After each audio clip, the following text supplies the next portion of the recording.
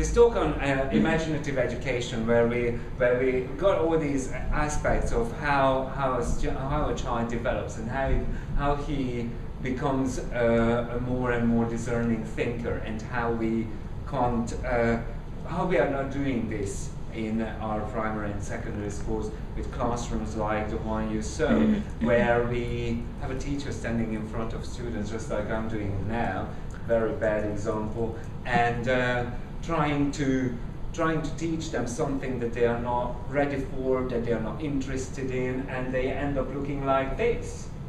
Bending over a piece of paper containing information they are not interested in and they don't really want to do. There's a lovely, lovely bloke, and you can have a fantastic conversation with him outside the classroom, but in the classroom just says nothing because he's not interested. This is where we are missing out.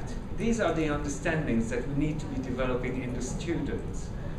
The somatic, physical, the mythic, the romantic, philosophic, and then the ironic understanding.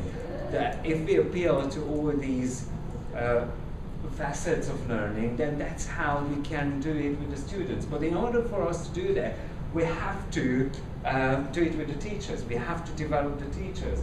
Do we do it with workshops? Well, workshops have been failing everybody, everywhere, all the time. We never get out of it what we really wanted. I didn't talk about that tweet, but I will later on. So life these days is incredibly demanding for teachers, because we can't be just static and sitting back and waiting for things to happen to us, somebody giving us the professional development we need.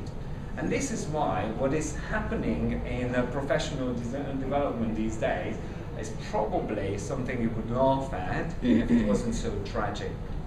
I'm talking about my experience in where I'm working, so this might be very, very different in other places. But we had a professional development plan which definitely didn't prepare students for the 21st century skills that we want to promote so badly.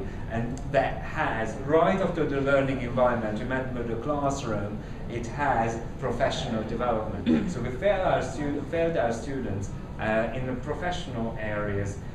And this is why I very strongly believe in that only professional development that is intellectual, social, meaningful, and emotional, and I know that it's not a very popular word to use in education, emotional, that will help us engaging teachers. But this will lead to change. We need to change, and that's what I was trying to do. But change meant conflict, and I love that image. That it's just every time you start to change, it will lead to conflict, because this is just a very simple summary of the teacher development cycle. When the teacher enters an experience, then gains experience, then develops personal theories, and then goes back to experience again. And it's like a spiral going up and up and up and up, and that's what we could be trying to promote. And this is just another image to reinforce this, how we enter the big unknown, and then we develop awareness, and then we enter into conversation. Then we become customers in a sense, and then we start advocating the ideas that we are working on and that we are incorporating into our teaching. This is an actual photo of my computer classroom. It's a big tangle of wires and cables, and nothing is plugged in where it should be, and nothing is working. And it's a perfect example of what was happening in terms of technology. It's all there. You've got your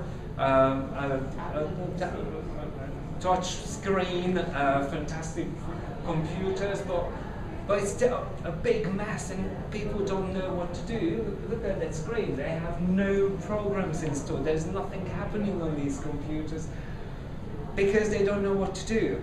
And this is why I very strongly believe that we have the original desire to be teachers, but what we do in a lot of professional development is not positively encouraging these positive feelings that the teachers have. On the contrary, we try to depress them and we take a lot away from them. And this is what professional development should really be about. It should be about the teachers who could reason and work imaginatively, and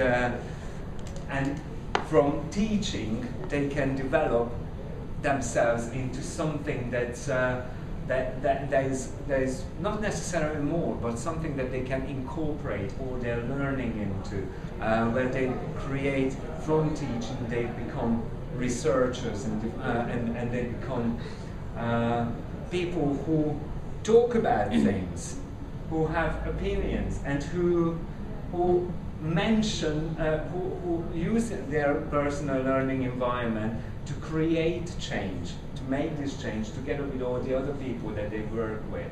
And yeah, thanks. And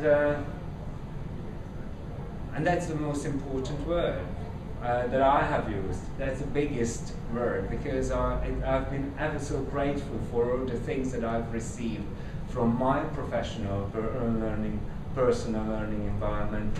And the biggest lesson I learned in this short time in the UAE is that there is no such thing as small change, because every time you take something away, you take it away from somebody, and that's going to hurt. And people are not necessarily going to take to it very kindly.